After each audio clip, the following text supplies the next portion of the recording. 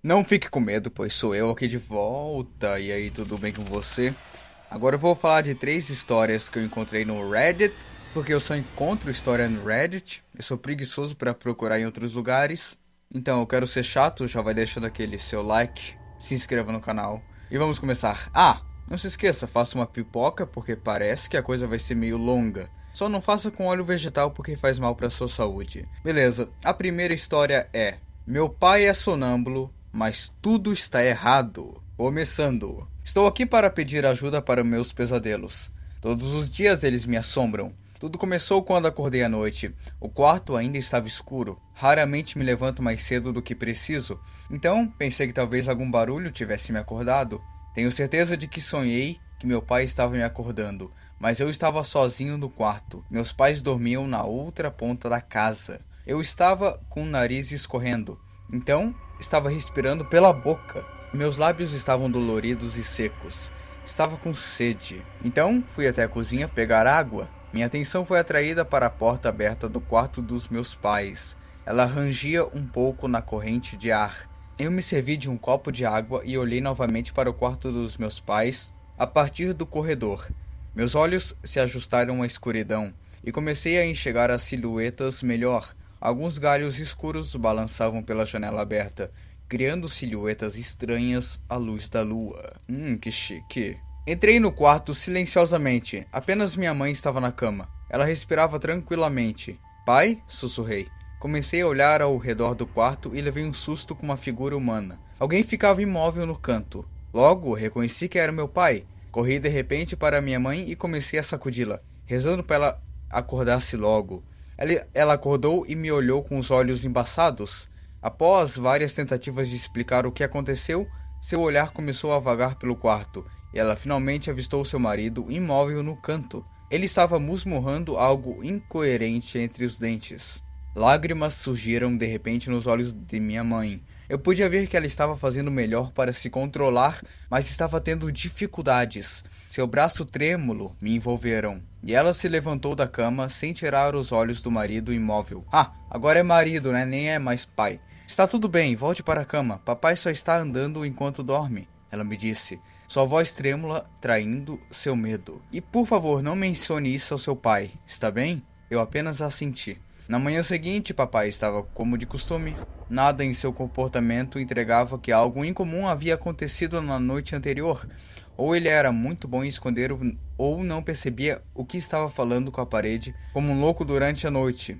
Por outro lado, longe da vista de papai, mamãe continuava olhando para ele como se esperasse algo. Como prometi a minha mãe, não mencionei nada sobre os eventos da noite anterior para o meu pai. Ele parecia ainda mais feliz do que o normal. Tomamos café da manhã e papai saiu para o trabalho. Eu estava de folga e minha mãe decidiu trabalhar em casa hoje. Assim que meu pai fechou a porta, minha mãe se virou para mim. Não importa o que aconteça, não mencione que ele anda à noite. Jure que nunca dirá isso a ninguém. Absolutamente ninguém. Jure para mim. Seus olhos ardentes me assustaram. Mas eu concordei com tudo e jurei que não falaria sobre isso. Pode acontecer novamente, e se acontecer me avise imediatamente. Não importa o que aconteça, me avisa e fique longe do seu pai. Não se aproxime dele, não fale com ele. Eu concordei novamente, mamãe sorriu. Vai ficar tudo bem. Depois que ela disse essas palavras, por algumas semanas pareceu que tudo voltou ao normal e vivemos como de costume. Mamãe ocasionalmente olhava para papai com descrença, mas na maior parte do tempo, sua ansiedade havia diminuído um pouco. Não houve mais casos semelhantes, até aquele evento. Acordei novamente à noite. Eu sabia imediatamente que algo estava errado, porque acordei com barulho vindo de fora. Ouvi a voz de minha mãe chorando. Ao sair para o corredor, uma cena se desenrolou na minha frente que ficou gravada na minha memória por muito tempo. Papai estava em pé do lado de fora da janela do quarto, em cima de um tronco grande. Em suas mãos uma extremidade de corda estava amarrada em um galho de árvore. A outra extremidade estava amarrada em seu pescoço. Enquanto ele murmurava, minha mãe estava ao seu lado, sem ousar tocá-lo, mas com lágrimas no rosto. O rosto de papai estava iluminado por um amplo e jubiloso sorriso. Corri pelo quarto dos meus pais e subi na janela. Corri até o meu pai e comecei a sacudi-lo. Minha mãe tentou me impedir, mas eu a ignorei. Após alguns sacolejos, meu pai acordou de seu transe e com uma expressão de surpresa. Isso logo foi substituído por raiva, mas ele a controlou em um instante. Sem dizer uma palavra, meu pai pegou a corda com mãos trêmulas. Minha mãe se afastou dele e eu fiquei ali, sem palavras. Ele sussurrou para mim: "Desculpe, tudo vai ficar bem agora." Ele havia mudado desde aquela noite. Eu quase nunca o via sorrir. Nossa família começou a se desmoronar algumas semanas após o incidente. Papai desapareceu de casa. Quando acordei uma manhã, ele havia sumido. Minha mãe nem parecia surpresa. Não estou dizendo que ela não estava deprimida, mas parecia que ela estava esperando por isso. Ainda hoje, às vezes, acordo porque acredito ouvir sons. Sempre me parece que eles estão vindo de fora da janela. Não sei se é apenas uma viagem presa no meu subconsciente que continuo sonhando, mas quando olho para fora, juro que vejo uma silhueta balançando em uma corda. E assim termina essa história. Agora, o que será que passava com o pai dele, né? Será que era simplesmente um sonambulismo normal? Ou será que tinha algo a mais nesse sonambulismo, entre aspas? Será? É bizarro, hein? Agora para a próxima história. Alguém mais viu o Homem de Cartola? Depois de me formar na faculdade, trabalhei como professor substituto. Estava tentando ganhar experiência para conseguir um emprego em uma das melhores escolas. Ser professor substituto pode ser incrivelmente estressante, especialmente como um novo professor. Aceitar empregos como substituto é como jogar roleta. Você nunca sabe exatamente como será uma escola ou uma classe. Alguns professores são ótimos, deixam planos excelentes para o substituto e têm turmas boas.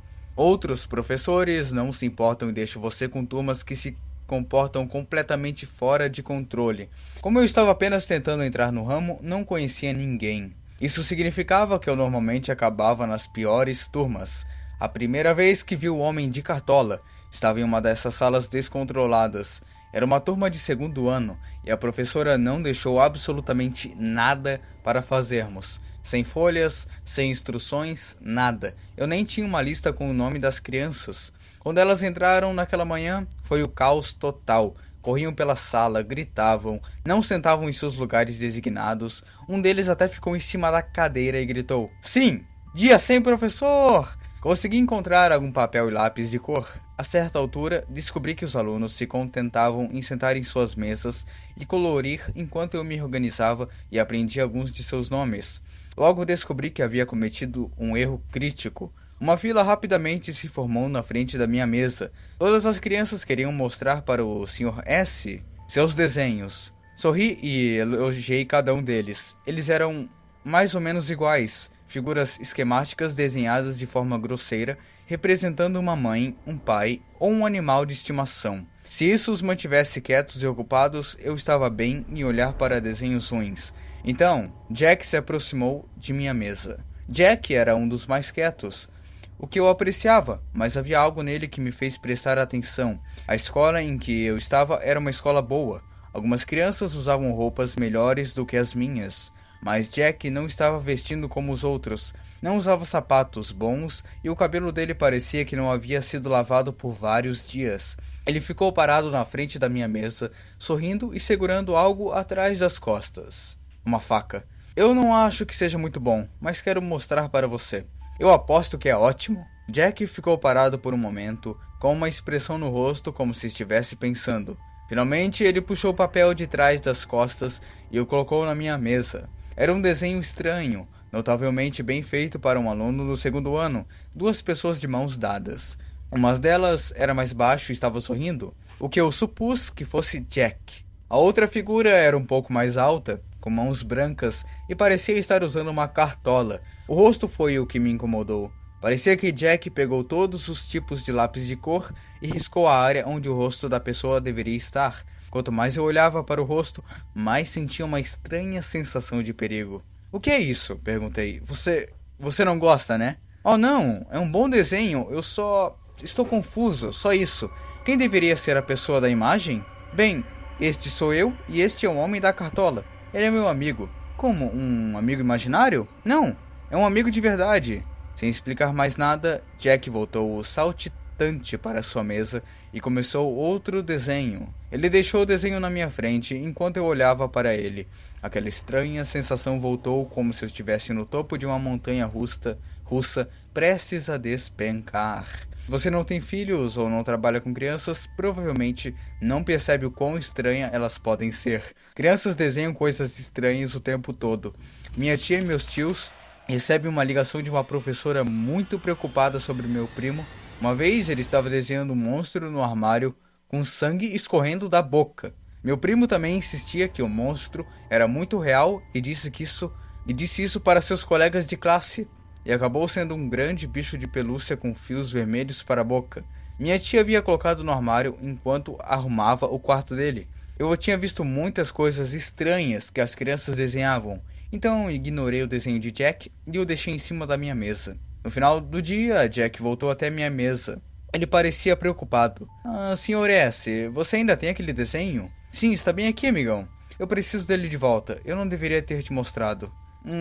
Ok, tudo bem então, Jack. Jack pegou o desenho de mim, assim que o fez, rasgou-o em pedaços pequenos e jogou-o na lixeira. Amigão, por que você rasgou seu desenho? Está tudo bem? Jack começou a chorar.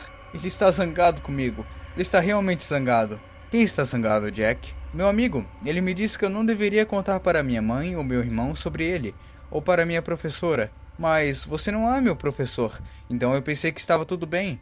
Mas no recreio ele ficou realmente zangado. Ele me disse que eu não deveria ter te contado. Você viu seu amigo no recreio? Eu comecei a pensar que talvez o homem fosse outro aluno da escola. Sim, perto das árvores. Não deveríamos ir até as árvores no recreio, mas ele me chamou. Ele me disse que eu não deveria ter te contado. Por que seu amigo não quer que eu saiba sobre ele?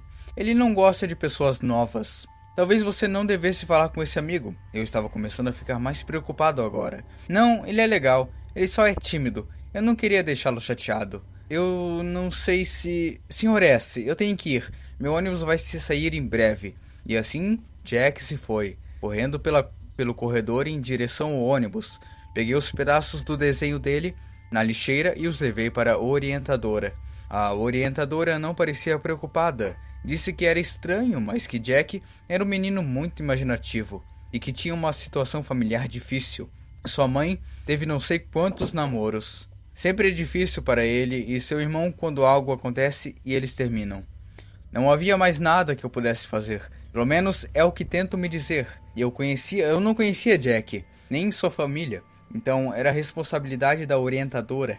Não pensei em Jack novamente até uma manhã em que eu me preparava para o trabalho. Estava rolando meu feed de mídia social e tomando meu café quando vi uma postagem de um professor da escola de Jack. A postagem dizia que Jack tinha desaparecido e que estava ocorrendo uma busca contínua por ele. A escola havia sido cancelada, já que os pais e professores estavam se voluntariando para participar da busca.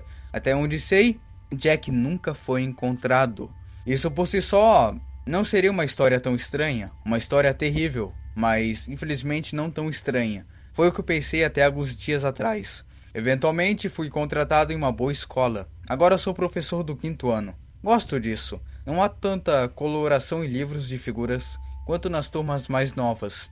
Alguns dias atrás estávamos fazendo uma prova de matemática. Cerca de metade dos testes, notei que Ellie, uma das alunas mais quietas, estava olhando para um pedaço de papel embaixo de sua mesa. Supondo que ela estava trapaceando, fui até lá e peguei no papel. Levei o papel de volta para minha mesa e o desdobrei. Era um desenho muito bom, de um homem vestido com terno, usando luvas brancas e uma cartola. Havia uma grande mancha cinza onde o rosto deveria estar, como se Ellie tivesse tentado desenhá-lo repetidamente, mas continuava apagando porque não conseguia acertar. Um calafrio percorreu toda a minha espinha. Após a aula naquele dia, tentei falar com Ellie sobre o desenho. Ela se recusou a dizer qualquer coisa. Quem é esse? Não é ninguém, disse ela, arrancando o papel de mim. Ela saiu da sala de aula rapidamente. Eu não tinha certeza do que fazer, como explicar o que tinha visto. Era apenas um desenho. O que eu deveria fazer? Que era algum tipo de presságio sombrio? Aquilo? Ellie era uma boa garota, quieta, mas sempre participava e tirava boas notas. Eu sabia que seus pais eram muito envolvidos, então liguei para eles. Quando ninguém atendeu, deixei uma mensagem. Deixei meu número de telefone e disse que estava um pouco preocupado com algo que tinha visto Ellie desenhando na escola. Eles nunca me ligaram de volta e no dia seguinte Ellie não apareceu na escola. Talvez eu esteja exagerando. Eu nem sei como explicar isso. Devo ir à administração? Devo ligar novamente para os pais dela? Como explicar isso sem parecer um lunático? E esse foi o fim dessa história. Basicamente, então, este tal homem da cartola gosta de assombrar as crianças mais quietas, né? Ou ele está perseguindo esse professor? Muito bizarro, hein? Próxima história. Conhecer os pais da minha esposa foi a pior experiência da minha vida. A experiência mais aterrorizante da minha vida. Seu pai vai me matar, resmunguei enquanto Lacey afastava o cabelo dos meus olhos. Ele não vai te matar. Agora fica quieto. Eu estava inquieto. Ele matou o seu último noivo. Caraca, que sogro, hein? Ah, droga. Ela deu um passo para trás e cruzou os braços, o que significava que eu tinha dito algo estúpido. Coloquei as mãos nos ombros dela e beijei sua testa. Sinto muito pelo que eu disse ou não disse, sussurrei. Ela lançou um olhar exasperado. Ele não matou Carl Johnson. Ficou muito claro depois que os dois conheceram que ele e eu não tínhamos futuro juntos. Ótimo, arrumei o cabelo de volta no lugar. Então, o que eu tenho que fazer para que o seu pai não me mate? Só seja você mesmo, ela respondeu, afastando o cabelo dos meus olhos mais uma vez. Depois, como um pensamento posterior, acrescentou, e confie nos seus instintos. Então você é a pessoa que tem estado na minha filha? Declarou ele. Agora eles já estão, né? O pai. Meu estômago congelou, evocando uma sensação que só pode ser comparada ao momento exato em que uma mancha de pássaro líquida se solidava. Frank me encarou com um olhar gelado. Então, ele explodiu em uma série de gargalhadas altas e ofegantes. Seu rosto ficou vermelho como o traseiro de um babuíno. Então seu bigode branco sugava e expelia seus suspiros tensos. Relaxe, Joseph. Ele conseguiu dizer entre as respirações, enxugando os olhos. Aquele Carl nunca conseguiu relaxar. Realmente custou caro para ele no final. Com grande esforço, o pai de Lacey se levantou. Vamos lá, ele ordenou, fazendo um gesto para que eu o seguisse. Há algo que você precisa ver. Caraca, já começa assim, o sogro já vai... Meu Deus. Verifiquei meu relógio e vi que eram 4h13 da tarde. Exatamente 3 horas antes de podermos fazer nossa saída misericordiosa. Tentei e falhei em organizar as inúmeras maneiras pelas quais ele estava me deixando desconfortável. Então decidi silenciosamente que não havia um caminho razoável para evitar odiar a experiência. Isso significava que fazer o que ele queria era a maneira mais rápida de sair da situação. Ele me conduziu até um quarto no final do corredor. Eu não gostei de onde as coisas estavam indo. Vou deixar vocês dois sozinhos agora, ofereceu o pai de Lacey, mexendo as sobrancelhas grisalhas e deslizando a língua pelos lábios superiores. Eu encarei a mandíbula pendurada, enquanto obedientemente entrava pela porta aberta. Ele fechou a porta atrás de mim. Meu coração afundou quando ouvi o trinco se encaixando no lugar. Algo estava muito errado. Cada pelo do meu pescoço ficou arrepiado quando me virei para encarar o que me esperava no quarto. Seria estranho? Nojento? Embaraçoso? Eu me dizia que não poderia ser tão ruim quanto a minha imaginação fazia parecer. Era pior. Um homem vestido em trapos estava acorrentado na parede distante. Seus olhos selvagens, o seu rosto sujo me diziam que ele estava preso ali há mais tempo do que sua própria mente podia compreender. Ele balançava a cabeça freneticamente de um lado para o outro, rangendo os dentes mais amarelos do que sua pele amarelada. Meu cérebro deu um nó quando dei um passo à frente para libertá-lo de suas amarras.